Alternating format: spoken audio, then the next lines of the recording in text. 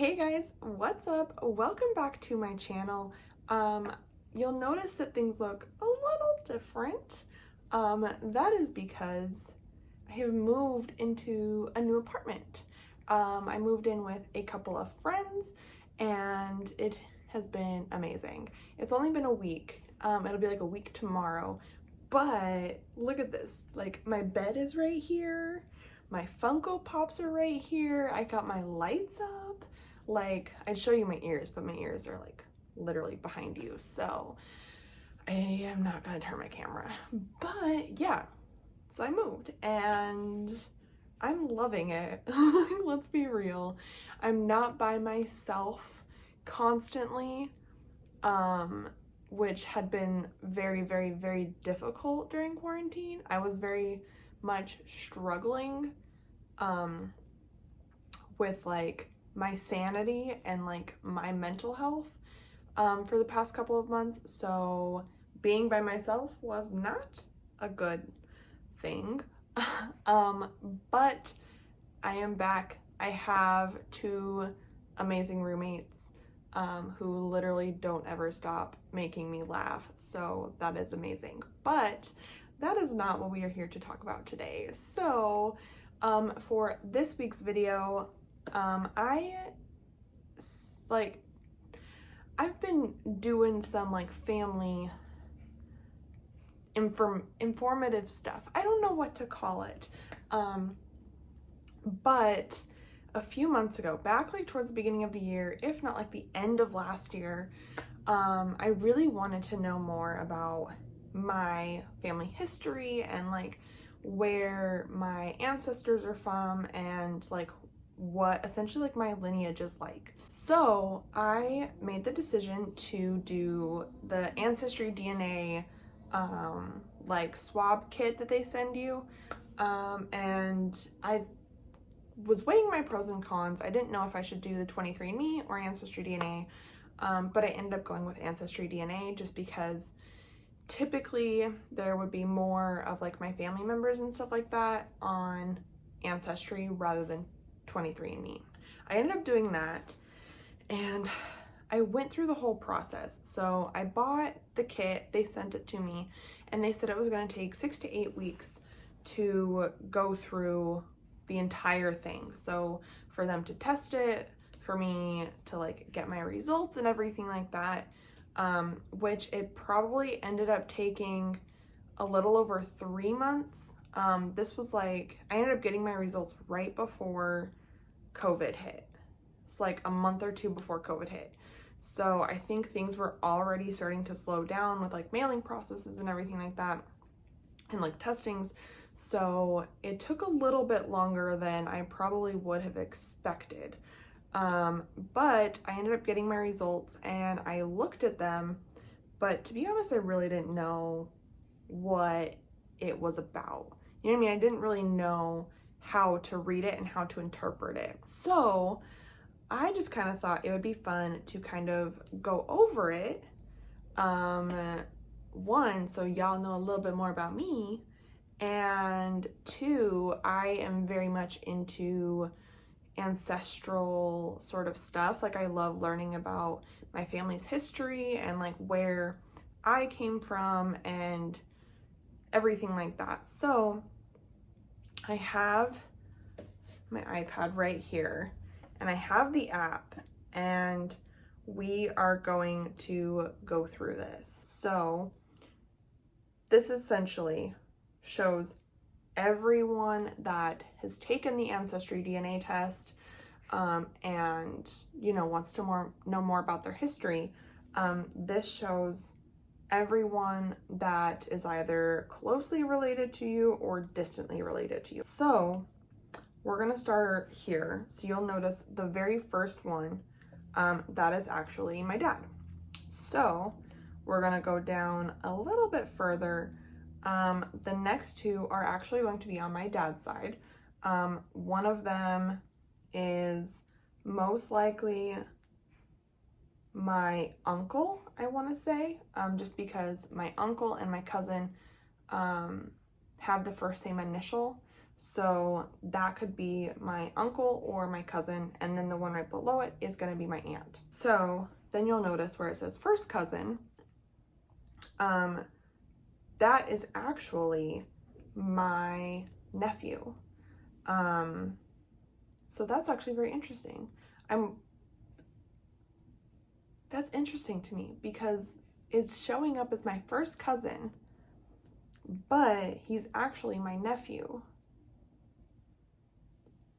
Interesting. Okay. To be honest, I do not know this person that was right underneath my nephew. It has also been a very long time since I have spoken to a lot of people on my father's side of the family.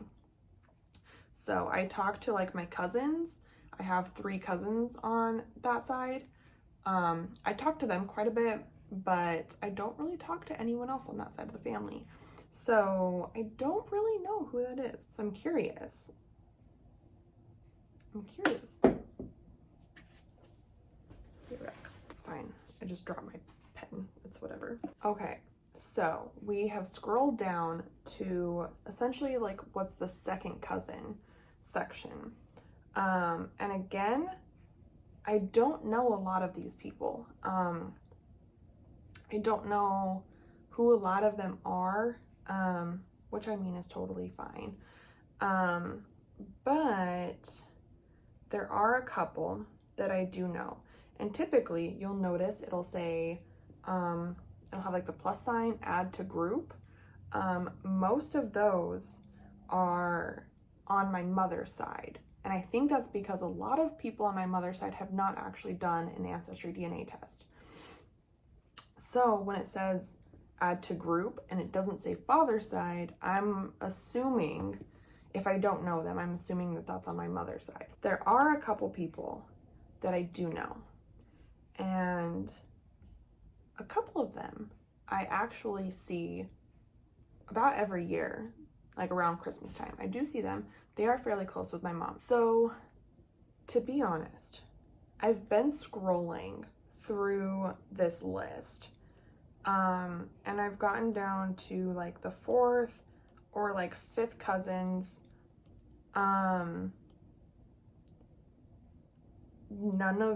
Literally none of these names ring a bell, and I think it's because they are getting further and further away from like being close family members.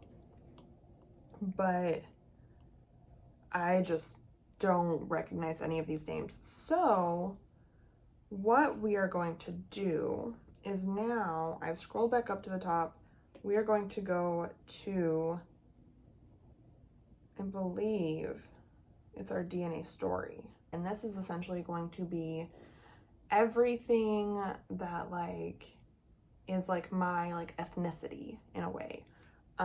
So like what percentage I am of like everything. There is actually a very funny story. So me growing up as a child, I think how I got so interested in like my family history is because every summer when I was a kid, I would have to spend 6 weeks in the summer with my dad, and we would always go out to California to go visit family, and there was like a family reunion like every year, and we would always end up going. But you would always notice that every year we'd go, it would be at the same house, the same vineyard, everything like that. We would always go out, and on the house they would tape, it would be like the old school like, you know, when you go to a hospital and they have like the heart monitors, and it's just like the paper that like prints out, and it's like the really long like paper, I don't know what it's called, but it would be like that, but it would literally just be our entire family history. So it would be every single person that was in our family. It was like a massive, like long, like it would start at like the front door and it would like wrap around the house. It was a very long family tree. Once I started to get older, I stopped going out to California less and less. And so I kind of lost all of that information. And so I wanted to know more. And so I started looking into it.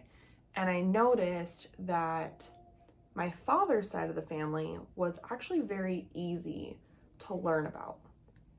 there was a lot of like, there's a lot of people on my dad's side of the family, like a lot of people. So we are in the DNA story. So essentially this shows you like an estimate of like what your different ethnicities are. So like essentially where your whole family is from. I'll just go through and I'll read all of the different ethnicities that have been registered essentially with my DNA, and then we will go more in depth with each one. According to this, I am 48% England, Wales, and Northwestern European, which is going to be like this little yellow part, like right towards the center. And then right below that, I am Irish and Scottish. That is 35%. And then I am Germanic Europe. That's at 11%. I don't know what Germanic Europe means. I think it just means that I'm German. I am 3% Spanish, 2% Norwegian, and 1% Portuguese. So now we are going to go further in depth here. We're going to click on England, Wales, and Northwestern European, and we're going to see essentially what that means. So this says, with England, Wales, and Northwestern Europe, it's primarily located in Belgium, the Channel Islands, England, and Wales. So most likely I am partially like Belgian or English or Welsh or even like a little bit of like French or like Swiss. Just if you kind of look at like this map right here, even like there's a little bit in Denmark. So there are like some different areas, which I do think is fairly interesting because it's saying England, Wales, and Northwestern Europe, which I mean, yes, Northwestern makes sense, but it's still kind of interesting that like I could be like part French or Swiss or Welsh, you know what I mean? There's so many different things. So now we're gonna move on to Irish and Scottish. And again, that one was the 35%. So this one says that it is primarily located in Ireland, Isle of Man, Northern Ireland, and Scotland. So again, with this one, I was 35%. And one thing that I didn't actually notice on the last one is right underneath that percentage, there's like a little blue number, and it says 0 to 35%. And essentially what that means is because this is an estimate, it's not exact. So I could be anywhere from 0 to 35% Irish or Scottish. And on the other one, and I'll go back and I'll show you, it said anywhere from 47 to 63%. So I could be, you know, really like English or Welsh or like whatever it is, or I could be really Irish and Scottish. So the next one, this one is it's not necessarily confusing, but I do have a curiosity for it because it says Germanic Europe, which yes, is going to be Germany. I'm just curious why it doesn't just say Germany. It says Germanic Europe. So for this one, it says I am 11% Germanic Europe, which is primarily located in Germany. But if you look at the map right here, it shows Germany, the Netherlands, Belgium, Luxembourg, part of Switzerland, and a little bit of Austria. And so for this one, it actually says that I'm 0 to 29%. So I'm kind of like right in that middle area right there, which is very interesting because I could actually end up being more Germanic Europe than I am Irish and Scottish. But again, it's not definitive, so you don't actually know for sure. I did take a semester of German in college that was actually going to be my foreign language because I wanted to learn German. And then when I wanted to take the second semester of it, it was not being offered and I wanted to graduate on time. So then I had to change to sign language, which was a much better choice. Okay, so we're gonna move on to the next one. That one is gonna be Spain, and this one is actually 3%.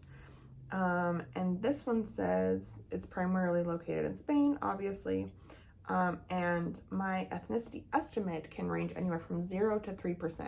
So I'm actually at that top percentage of what I could be with this one. We're gonna move on. We're gonna go to Norway, which was 2%.